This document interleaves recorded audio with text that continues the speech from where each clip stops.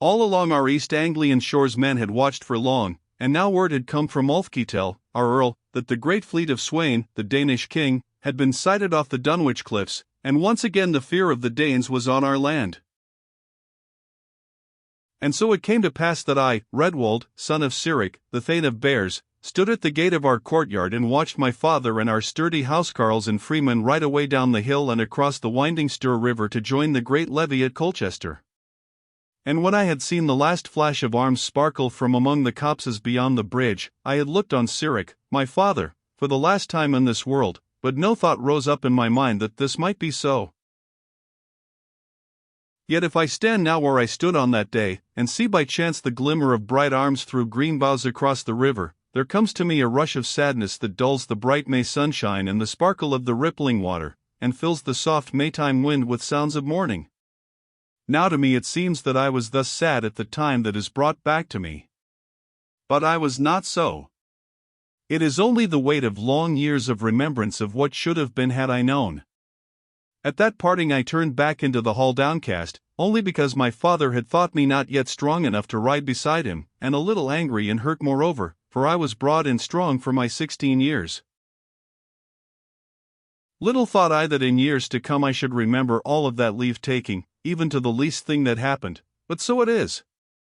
No man may rightly be said to forget aught. All that he has known and learnt is there, hidden up in his mind to come forth if there is anything that shall call it again to light. Now my father lies resting among nameless heroes who died for England on Knacton Heath. I know not even which of the great mounds it may be that holds his bones, but he fell before the flight began when Thurketil Mirehead played the craven. Neither victor nor vanquished was he when his end came, but maybe that is the best end for a warrior after all. Some must fall, and some may live to boast, and some remain to mourn, but to give life for fatherland in hottest strife is good. That is what my father would have wished for himself, and I at least sorrow but for myself and not for him. Now I have spoken of remembrance, and I will add this word that some things in a man's life can never be set aside from his memory. Waking or sleeping they come back to him. 8 days after that going of my father came such a time to me, so that every least thing is clear to me today as then. I sat plaiting a leash for my hounds on the settle before the fire in our great hall at Bears, and I remember how the strands of leather thong fell in my hand. I remember how my mother's spinning wheel stopped short with a snapping of broken threads, how the thrall who was feeding the fire stayed with the log in his hands, how the sleepy men at the lower end of the hall sprang up with heavy words checked on their lips before the lady's presence, how the maidens screamed aye, and how the draught swayed the wall hangings, and sent a long train of sparks flying from a half-dead torch, as the great door was thrown open and a man flung himself into our midst, mud-splashed and white-faced, with hands that quivered towards us as he cried hoarsely, "In haste, mistress, you must fly the Danes," and fell like a log at my mother's feet where she sat on the dais, neither moving nor speaking more. It was Grinkle, the leader of our housecarls, one. His armor was rent and gashed, and no sword was in the scabbard at his side, and his helm was gone, and now as he fell a bandage slipped from his arm, and slowly the red stream from a great wound ran among the sweet sedges wherewith the floor was strewn. There came a mist before my eyes, and my heart beat thick and fast as I saw him, but my mother rose up neither screaming nor growing faint, though through her mind, as through mine, must have glanced the knowledge of all that this homecoming of brave Grinkle meant. She stepped from the high place to the warrior's side and hastily rebound the wound, telling the maidens meanwhile to bring wine that she might revive him if he were not already sped. Then she rose up while the old steward took the wine and tried to force it between the close-set teeth, and she called the farm servants to her. "Make ready all the horses and yoke the oxen to the wains," she said in a clear voice that would not tremble. "Send the lads to warn the village folk to fly beyond the river. For Grinkle comes not in this wise for naught. The Danes are on us." Now I remember the grim faces of the men as they went, and I remember the look on the faces of the women as they heard, and in the midst of us seemed to lie terror itself glaring from the set eyes of the dead warrior. And of those memories I will say not. I would not have them live in the minds of any by day and night as they lived in mine for many a long year thereafter. Many were the tales I had heard of the coming of Ingvar's host in the days of Edmund our martyred king, who was crowned here at Bears in our own church, and those tales were terrible. Now the like was on us, and I saw that what I had heard was not the half. The old steward rose up now, shaking his head in sorrow. I think he was too old for fear. "Grinkle is dead, lady," he said gently, closing the wild eyes as he spoke, and then throwing a cloak from the wall over him. But my mother only said, "May he rest in peace." "What of the Thane?" Thereat the steward looked forthright into his lady's face, and spoke bravely for all around to hear. "Doubtless the levy is broken for this once, and he bides with Earl Ulfketel to gather a new and stronger force. The Thane has sent Grinkle on, and he has ridden in overmuch haste for a wounded man. He was ever eager." My mother gave back her old servant's look in silence, and seemed to assent. Yet I, though I was but a lad of 16, could see what passed in that look of theirs. I knew that surely my father had fallen, and that need was great for haste. Then was hurry and hustle in the house as all that was most valuable was gathered, and I myself could but take my arms from the wall, and don mailshirt and helm and sword and seeks, too, and then look on, useless enough, with my thoughts in a whirl all the time. Presently out of their tangle came one thing clearly to me, and that was that there were others whom I loved to be warned, besides the villagers. My mother came into the hall again, and stood for a moment like a carven statue looking at the maidens who wrought at packing what they might.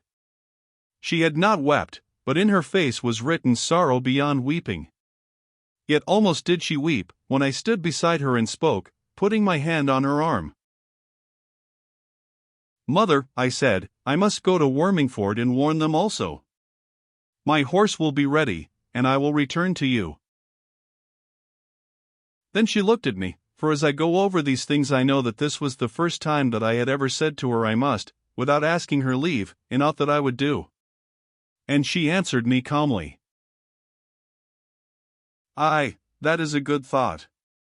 They will need help. Bide with them if need is, and so join us presently on the road. We will fly to London." "So far, mother?" I said. "Surely Colchester will be safe." "I will go to Ethelred the king," she answered. "He has ever been your father's friend, and will be yours. And I was the queen's maiden in the old days, and she will welcome me. Now go and bring Hertha to me." She turned to her work, and I went out across the courtyard. Already the wains stood there, the teams of sleepy oxen tossing their long horns in the glare of torches. The church bell was clanging the alarm of fire to bring home the men from field or forest if any were abroad so late, for it was an hour after sunset, and there was no moon yet. The grey horse that my father gave me a year agone stood ready saddled in the stall when I came to the stables. I went and loosed him, while the groom saw me and ran to help, and as I swung into the saddle I saw his face marked with new lines across his forehead. "Do you fly first, master?" he said, with strange meaning in his voice. "I go to Wormingford," I answered. "Likely enough, therefore, that I fly last," and I laughed. "Aye, let me go, master, let me go," he said. "It is like that the Danes are on the road." "Not yet," I said, touched by question and offer alike. "There is many a mile between here and Ipswich, and I think that to go to Wormingford is my work, surely." So I rode away fast, seeing in the valley below me the lights of the house that I sought. As I had said, the errand was indeed mine. For at the great house just across the river below the hills lived the one who should be my wife in the days to come, Hertha, daughter of Osgod, the Thane of Wormingford. It was now 3 years since we had been betrothed with all solemnity in our church, and that had seemed but fit and right, for we were 2 children who had played together since we could run hand in hand. And my mother had been as a mother also to little Hertha since she was left with only her father to tend her. Our house and Osgod's were akin, though not near, for we both traced our line from Redwald, the first Christian king of East Anglia, whose name I bore. Hertha was 2 years younger than I. Now Osgod the Thane had ridden away to the war with my father, and unless he had returned with Grinkle, Hertha was alone in the house with her old nurse and the farm servants. Most surely she would have been at Bears with us but for some springtime sickness which was among the village children, and from which my mother sought to keep her free. It might be that the Thane had returned, but it was in my mind that the manner of Grinkle's coming boded ill to all of us. So I rode on quickly down the hill towards the river. I knew not how near the Danes might be, but I thought little of them, until suddenly through the dusk I saw a red point of fire flicker and broaden out into flame on a hilltop eastward, where I knew a beacon fire was piled against need. And then from every point along the Stour Valley beacon after beacon flashed out in answer, until all the countryside was full of them, and I hurried on more swiftly than before. Our hall stood on the hill crest above church and village, beyond the reach of creeping river mist and sudden floods, and I rode down the track that crosses the lower road and so comes to the ford below Osgod's place on the Essex side of the river. And when I came to the crossing my horse pricked his ears and snorted, so that I knew there were horsemen about, and I reined up and waited in the lane. I could hear the quick hoofbeats of 2 steeds, and all the air was full of the sound of alarm bells, for the evening was very still. Then up the road from eastward rode 2 men at an easy gallop, and my horse's manner told me that a stable mate of his was coming, so I feared no longer but went into the main road to meet them. "What news?" I cried, and they halted. "It is the young master," said one, and I knew the voice of Edred, our housecarl. And when he was close to me I could see that he was in almost as evil plight as had been Grinkle his comrade. The other man I knew not, but he bore a headless spear shaft in his hand, and Edred's shield had a great gash across it. "Master, has Grinkle come?" Edred asked me. "Aye, and is dead. He bade us fly, and could say no more." "What of my father?" The men looked at one another for a moment, and then Edred said very sadly, "Woe is me that I must be the bearer of heavy tidings to you and the lady your mother. But what is true and must be told. Never has such a battle been fought in East Anglia, and the fortune of war has gone against us." The fear that I had read in my mother's eyes fell cold on me at those words, and I asked again, longing and fearing to know the worst. "What of the Thane, my father?" "Master, he fell with the first," Edred answered with a breaking of his voice. "Nor might we bring him from the place where he fell. For the Danes swept us from the field at the last like dead leaves in the wind, and there was not left us but to fly. 2 long hours we fought first, and then came flight. They say one man began it. I know not, but it was no man of ours. Now the Danes are marching hitherwards to Colchester." "What of Osgod of Wormingford?" I asked. "He lies beside our Lord. There is a ring of slain round them." "I would I were there also," the warrior answered. "Then were there one less to care for our helpless ones," I said. "All are preparing for flighted bears. Come with me to Wormingford, and we will warn them. There is work to do for us who are left." "Aye, master, that is right," he said, "we may fight again and wipe out this business." Then the other man, who belonged to Sudbury, 5 miles beyond us, bade us farewell, and so rode on with his tale of terror, and Edred followed me across the ford to Osgod's house, which was but a mile from where we met. He told me that Grinkle had found a fresh horse in Stoke village, and so had outstripped him. Many thralls stood at the gate of Osgod's courtyard as we came there, and they were staring at the beacon fires around us, and listening to the wild bells that rang so strangely. There was a fire blazing now on the green before our own house, and one on the hill above the Wormingford mere, which men say is haunted. "I would see your mistress," I said as they came and held my horse. I had not been to the house for 2 days, as it chanced. Then one ran and brought the house steward, and told him. I know not if that may be, master, he said, but I will ask Dame Gunhild. Has the lady gone to rest? I said, being surprised at this delay. She is not well, the man said, and the dame has not suffered her to rise today. Then let me have speech with the dame without delay, I said, for this made me uneasy, seeing what need there was for speedy flight. The steward went in, and I bade the thralls do all that Edred ordered them, telling him to see to what was needed for flight, and so I went into the house, and stood by the hall fire waiting for Gunhild the nurse. There is nothing in all that wide hall that I cannot remember clearly, even to a place where the rushes were ill-strewn on the floor. And the short waiting seemed very long to me. Then came Gunhild. She was old, and I feared her, for men said that she was a witch. But she had been in the house of Osgod the Thane since he himself was a child, and Hertha loved her, and that was enough for me. Nor had I any reason to think that the dame had any but friendly feelings towards myself, though her bright eyes and tall figure, and most of all what was said of her, feared me, as I say. Now she came towards me swiftly, and did not wait for me to speak first. What will you at this hour, Redwald? She said. Not but pressing need bade me come thus, I answered. The levy is broken, and the Danes are on the way to Colchester.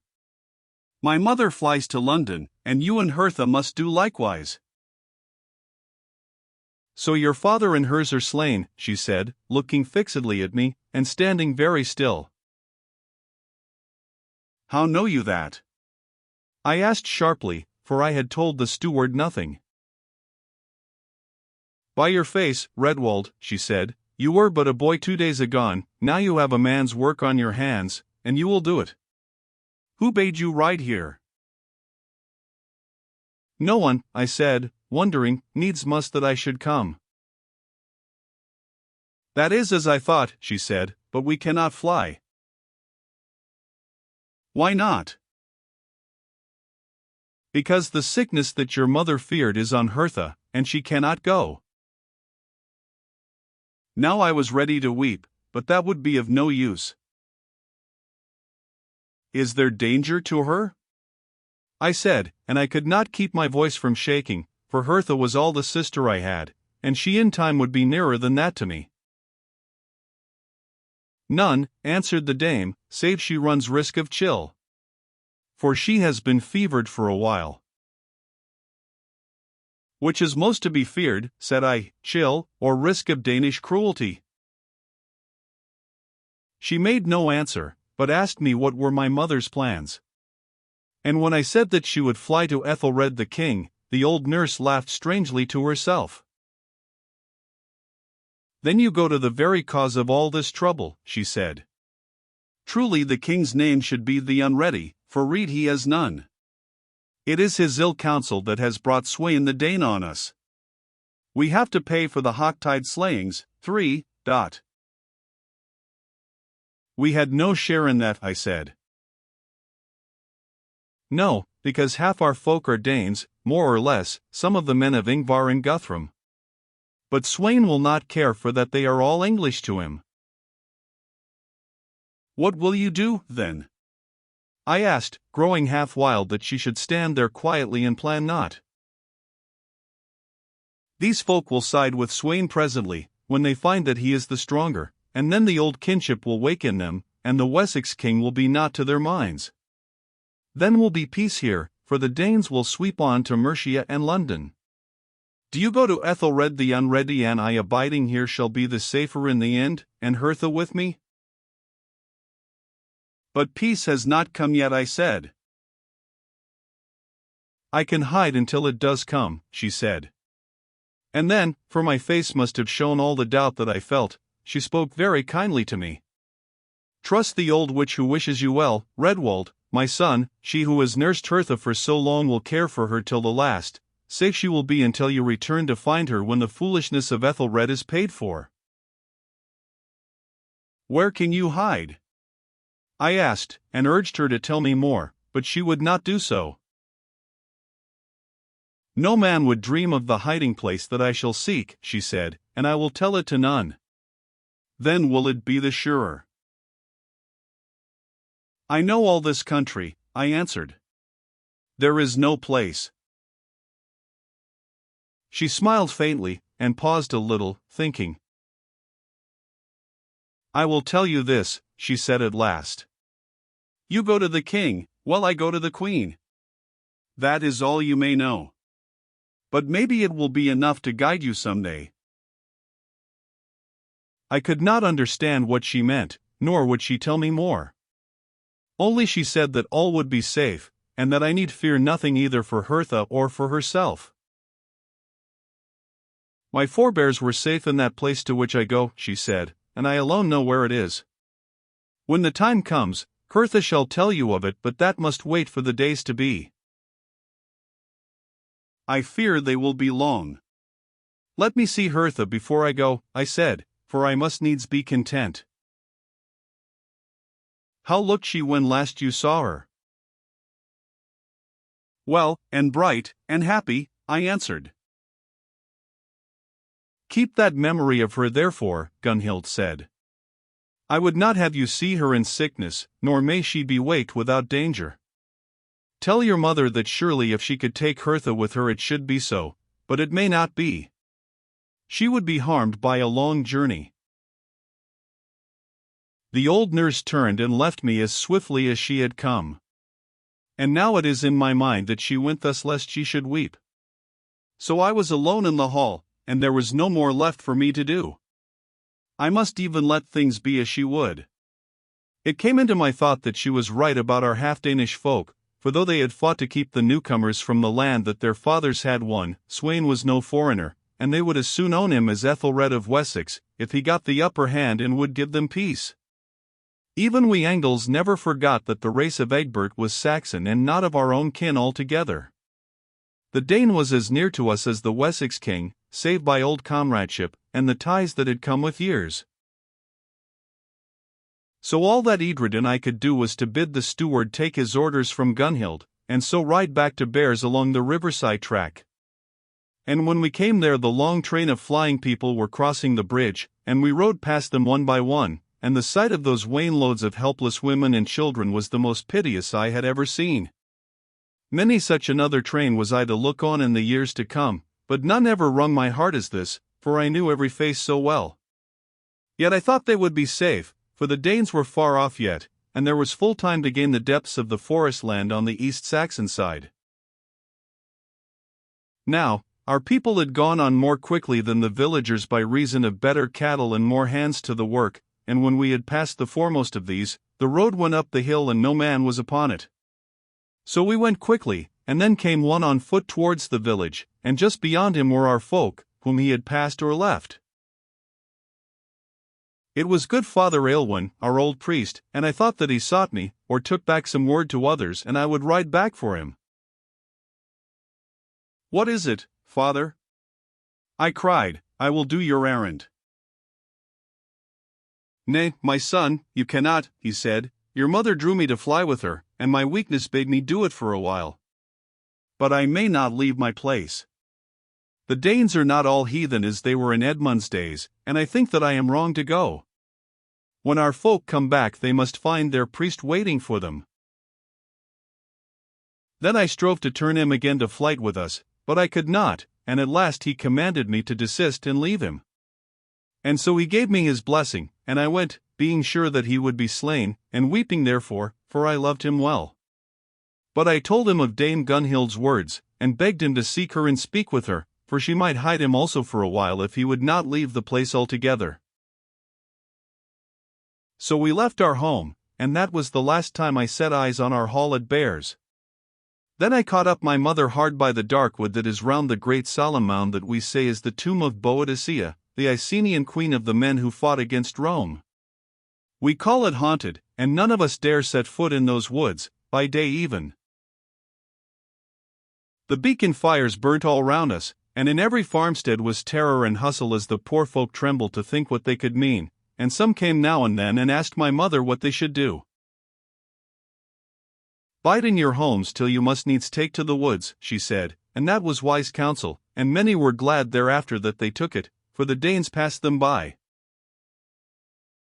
Now I remember all that happened on our journey to London along the great Roman road that runs from Colchester thither, but there is little to tell thereof, for it was safe and we hardly hurried after the first day. We rested at the house of a thane who was well known to us on the first evening, and there my mother heard from Edred all that had befallen. And she bore the heavy tidings well, for she had already given up any hope that my father still lived. Yet as I look back I know that she was never the same after that day. So we came in safety to London, and to the court of Ethelred our king, and there we were most kindly received, for my father was well known to the king, and the queen loved my mother for the sake of old days.